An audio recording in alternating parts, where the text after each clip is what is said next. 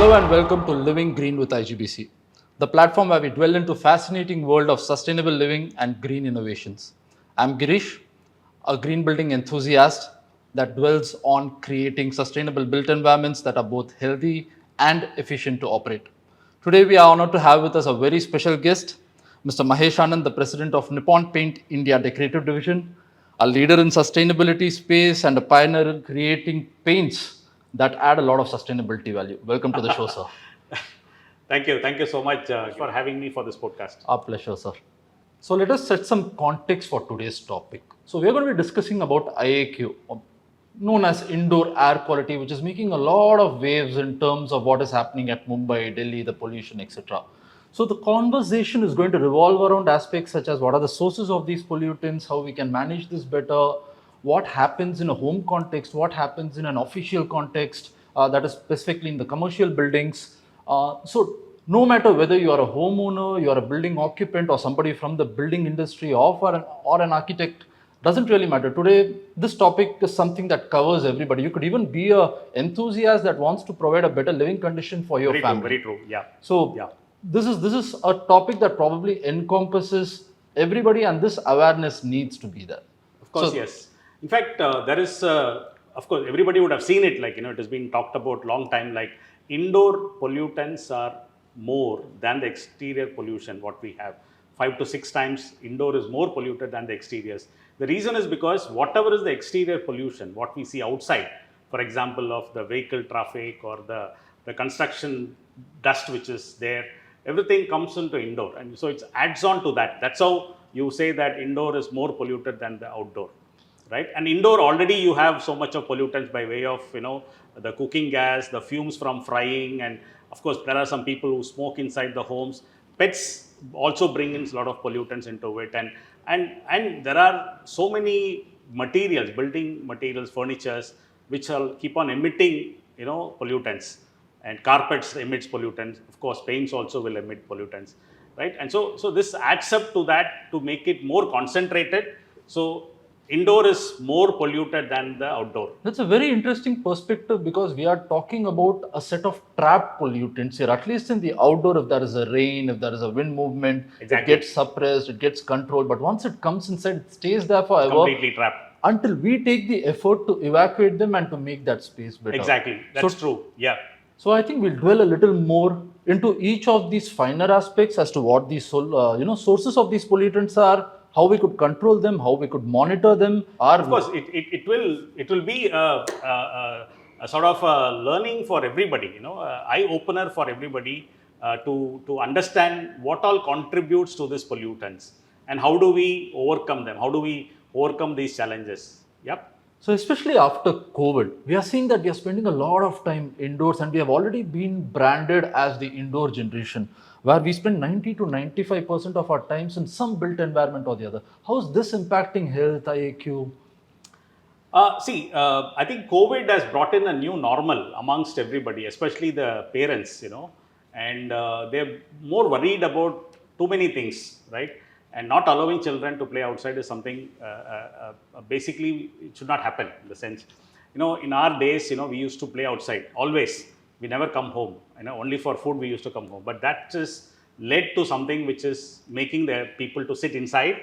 And because of that, new ailments like vitamin D deficiency has come up, and the Gen Z and of course the new gens also is having this problem. And the basic vitamin D source is sunlight.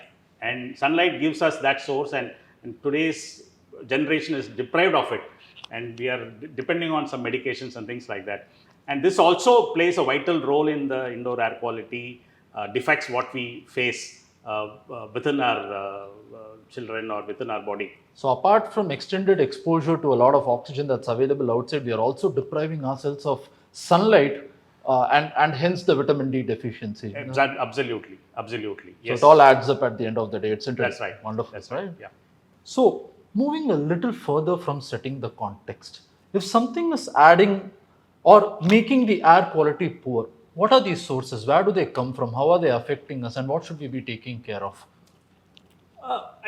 There are many things which pollute the air. In fact, when the civilization improved, earlier civilization probably had the best air quality, but current civilization, which we are going towards developments, you have more vehicles on the road, you have construction activities happening, vehicles emit carbons, and construction activity pollutes the air, and of course the pollens also from the plants, which will be adding on to the pollutants for the exteriors. When it comes to interiors, you have like your cooking gas, your furnitures, your emit formaldehyde, and your carpets emit, and your adhesives emit this actually. As common as a newspaper, the ink which is used in the newspaper also will emit pollutants, and your cleaning liquids what we use in the kitchen and bathrooms also emits a lot of So maybe even the floor cleaners that we use on a daily of course, basis. yes, of course, yes, and that is something which people are not aware of it, and people start using it, and it's a common practice today, and I think the awareness towards that is very, very important, and you are on the apt time to come out with this type of a podcast. Right, very interesting. So what are the health effects that can be attributed to these pollutants that are there in the air? Very simple. I mean, you just don't bother much about it, but if your eye gets irritated, that is because of the pollutant. You get nauseating feeling, that's because of the pollutants, right? And probably there is a sick building syndrome. Right. Probably you get fatigue towards the end of the day. It is because of a sick building syndrome. So it's probably not because of the work stress that I've had. It's probably maybe that add to it actually. Okay. Yeah. Work pressure adds on to that. Probably you might not feel so tense if you are not into this SBS, sick building syndrome, what we have. I mean, that is something that I've read very recently. Like at the end of the day, when you're feeling really tired, it is probably your brain asking you to take a break because there's a lot of carbon dioxide in the system. Is that also a point that because we breathe out carbon dioxide, does that also make it detrimental to the indoor air quality? Very true, very true. But probably what happens is like, when you feel tired, you go for a smoke. That adds on to your pollutants, adds on to your sick building syndrome. Whereas the best thing to do would be, go for an outside walk. Outside walk, or rather, have a dedicated zone with plants inside your facility. Yeah, and recently I read somewhere, sitting is a new smoking. Yeah. Yeah. And so you just have to walk, just take a break. Every 2 hours you go for a walk and come back. Connect with Mother Nature, get a dash of fresh air and come back into the office. Absolutely. Oh, that's a nice perspective. Let me ask you this question, Girish. I mean, you are into green consulting and you are into HVAC systems and certifying, helping people to certify green buildings. We talked about it, like, a lot of people, most of the people, they are in indoors with air conditioning facilities with their home. And today, earlier days, it's only the bedroom had an air conditioner. Today, everywhere you have an air conditioner, probably in bathrooms also. But is that helping us for keeping an indoor air quality good, or is that not good for the people who are living inside? I think a very interesting question. I'll probably take this in two parts. Right. So as far as the commercial facilities, that is these IT offices, our offices are concerned, there is a very good probability that these ACs are enhancing the indoor air quality using a combination of technologies. One is they've got all the right filters in place. These filters come with annual maintenance contracts, which means they are cleaned on a regular basis. The ducting is cleaned on a regular basis. There is also a fresh air inlet. A percentage of fresh air is always mixed with the return air. So people are, in some terms or the other, they are sitting in a healthy environment, at least comparatively. True. Now the problem comes when we come to our home segment. Now home segment, we do not have the concept of a centralized AC. We generally use these split air condition where the air is trapped inside. Yes, and the same air is recirculated again. Now these filters do play a role in cleaning up the air, right, capturing all the particulate matter that is there in the air and giving us clean air, but this is not necessarily oxygenated. So it is a carbon dioxide rich air that is clean. The second part to this is you could also have a perception wherein the throw is reduced. So you know that it's a good time to clean the filter. It up. Yes. So I'll address these in two parts. So one part is it cleans up the air, which is good. The filters take care, but there's another part wherein these homes need to be supplied with fresh air, which is not there today. Understand. Which means that, can I say that good IAQ, a good indoor air quality means the people inside are healthy? Well, not necessarily. Now, IAQ cannot be taken a look at as a separate parameter. It has to be combined with the details of what is the carbon dioxide content in the air. So one part is the air is pure. Now we also need to find out if it is oxygenated. When these two happen in a combination, when these two are delivered in such a way that the air is pure and the oxygen levels are maintained, that translates into a healthy indoor space. Understand. So I still remember one talk which is in YouTube by Mr. Dr. Kamal Mittal.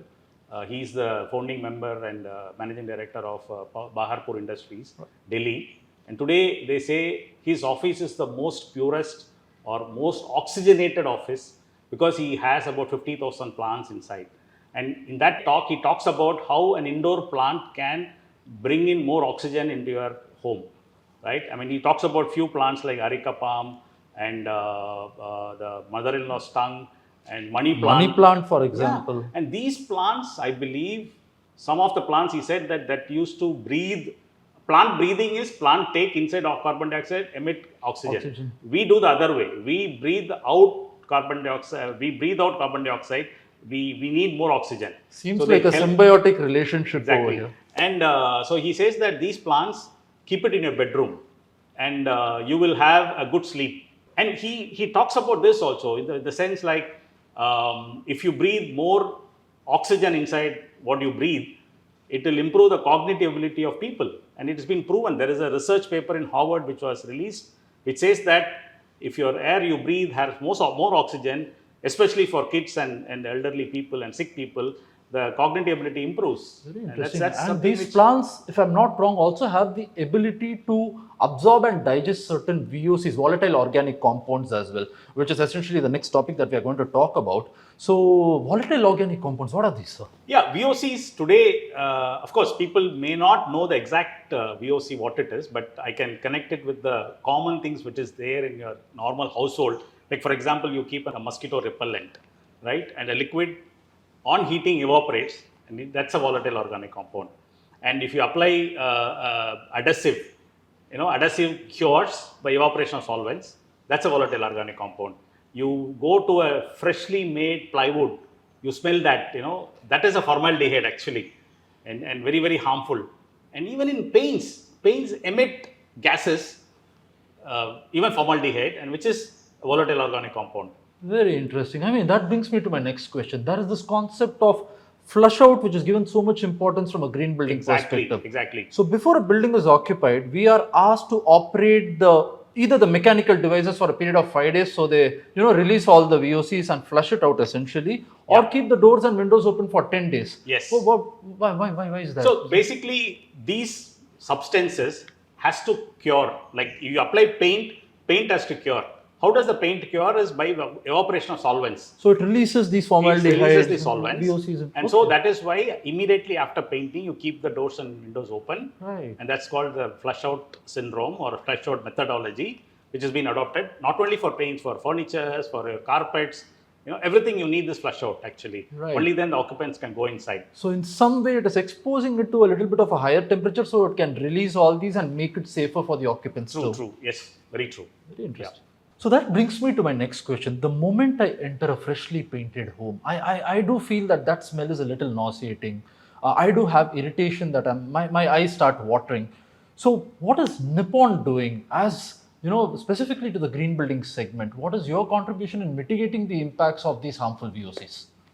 Right. So as I said in the earlier topic, paints, decorative paints set or cure by evaporation of solvents, right? And whatever the solvents inside the paint has to evaporate, and that is what your breathing and your eye irritation is also all about. So Nippon being an innovative company, and then we started working closely with our vendors, raw material vendors, and then we came out with paint which does not smell, which does not emit anything. So that was called as odorless emulsion long back in 2010. But now we have paints which are anti-formaldehyde and formaldehyde abatement paints, right? And that's where we have contributed towards this indoor air quality. So the paints which are applied on the wall keeps your indoor air as oxygenated as possible. Wow, interesting. Yeah. So one part that I understand is these are low VOC or zero VOC paints range that you already Ultra have. low VOC paints. Ultra low VOC paints. So, and to be part of the IGBC, Indian Green Building Council, these products have been certified as Green Pro Eco-labeled. Wonderful. That was my next question, because there are so many products in the market, not just paints, and there's a very clear contention of green versus green washing today. Exactly. What is actually green and what is claimed to be green but not necessarily contributing to the sustainable environment? Yeah, greenwashing is something which everybody will talk about it, but who is going to authorize it? Who is going to authenticate it? A certifying body like IGBC is credited enough because they have counselors who work on this globally and they get knowledge and they certify a product to be green, a building product to be green. And we were the first paint company to be certified as Green Pro, and that's a certification given by IGBC, and it has been recognized by the global network, eco-label network. Wonderful. So it is not just like certifying it, it is like completely going through the life cycle of the process, Very interesting. So does that also mean that you have an account of what energy it takes to manufacture Exactly. this, how much water has been spent, what is the carbon emission? Very true. Wow. Yeah, so just to simply putting it across to the common man, a Green Pro certified product has undergone almost like 25 to 30% less carbon footprint than a non-Green Pro certified product. Just to break it down for the audience, can I say today when we book a flight, we are able to see what is the emission associated with that Very flight. true. Is it comparable to that wherein I have an option to take a look at this and make a sustainable choice per se? Yes, absolutely, because this comes in the scope 3 of your carbon emission norms which has been there. So when you use paints which are Green Pro certified, these paints are which has contributed almost 20% less carbon footprint than a non-certified, non-Green Pro certified product. Wonderful. So that actually makes the consumer's job so easy. He doesn't have to do all the research. Somebody is actually putting the product through a Green Pro evaluation certification. process that is kind of Already certified, intense because it takes into consideration a lot of these aspects and then gives you a label that proves that it is not just claimed green, it actually performs or adds value to the sustainability. Absolutely. So to conclude, it is during the manufacturing process, it has emitted less carbon footprint, and after application also, it doesn't emit any solvents. It rather contributes to the indoor air quality and the health of the occupant of that particular premises. Very true. Yes. So I basically come from this fraternity of green building engineering, green building consultancy, simulation and all that. So this is something that I do day in and day out, taking a look at products that come into the market. But paint being such a niche, such a specific sector, what were your motivational factors to add sustainability value to such a niche segment like let us say a decorative division? Well, I think I need to bring it from the vision of Nippon Paint, the global organization, and of course we are into the paint and coatings industry. We have to sell paints and we have to sell coatings to people, more paints and more coatings to people. But the purpose for what Nippon exists is basically to be with the living nature and through science and technology and science and innovation, science and imagination. So we feel that that's a responsibility we have, that to bring in products which are more sustainable and for the entire globe, for the entire living beings, right? So when we wanted to come into India, when we did the research actually way back in 2004, 2005, we saw that India had handful of companies which have been serving to the needs of the customers, but everybody were talking about color, texture, finish and everything, protection of course, and nobody was very specifically talking about green. Right. Nobody was specifically talking about human-friendly, environmentally friendly products, which was actually at that point of time already getting into the international market. So we thought that we will be the right people to come and set up the benchmarking here. And that's when we thought that green makes business sense for us. Wow. So we joined the green bandwagon. And that's when IGBC also was started and gaining momentum under the leadership of Prem C. Jain. So we joined them as a founding member, and then it continued. It's continuing so far. I think this completes the context for me. The definition of a green building is conservation of resources like energy, water, material, etc. But there is a caveat to this that says without compromising on the human health and the comfort factor. I think so. This closes the loop essentially for me. Very true. In fact, when we started interacting with IGBC professionals or the counselors and the green consultants, basically, they said that yes, paints have to be green. At the same time, it has to perform its properties, color and protection. These are the basic properties, and of course, longevity of the paint. So we have formulated paints which are Green Pro, which will serve you the purpose, the basic purpose of a paint, but at the same time are sustainable. Very are interesting. Close to So nature. you're covering functionality, sustainability, and you're not falling short of spreading the awareness as well. Now, Very- these are yes. certain very technical terms that people, I mean, in the green building industry know, but a common man does not have this awareness. I think you're doing your part in spreading that as well. Very true. It's basically we feel that it's part of our commitment to the society, commitment to the planet Earth.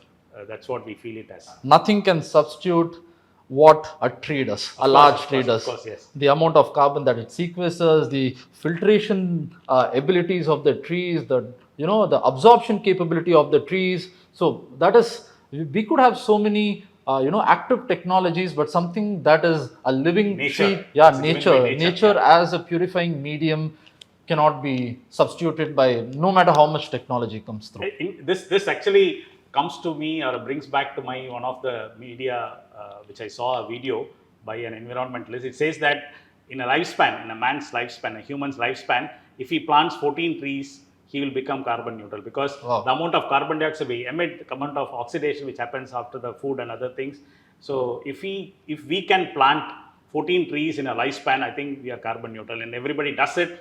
I think that's what we can do it for the planet and for the net zero and the way forward for the future generation. As a part of the recent Harit Prem Bharat Mahotsav commemorating our, one of the pioneers in the Indian green building field, late Dr. Prem C. Jain, I had seen that you had done a recent plantation drive, if I'm not wrong, about 1,000. Yeah, that's right.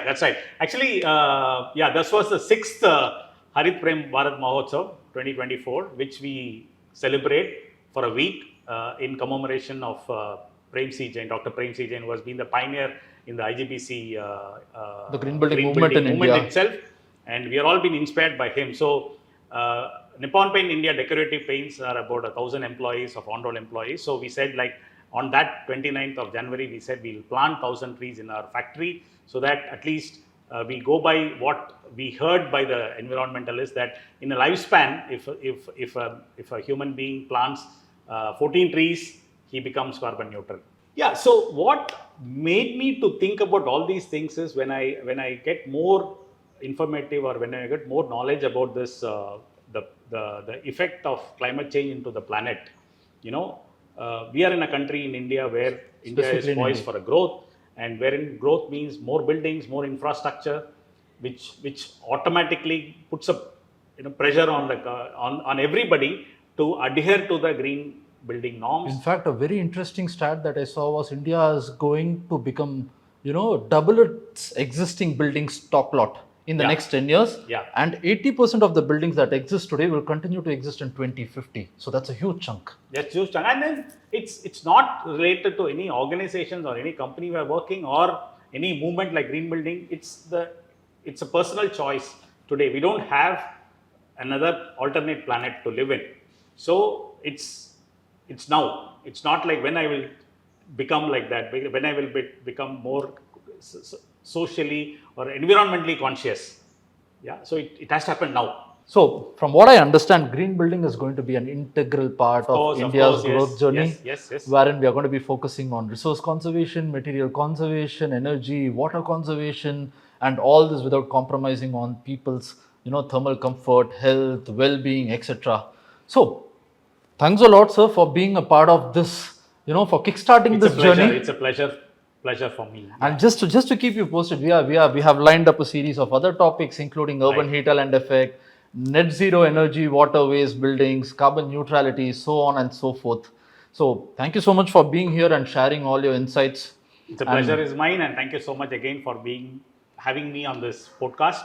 And stay tuned for more content for Living Green with IGBC.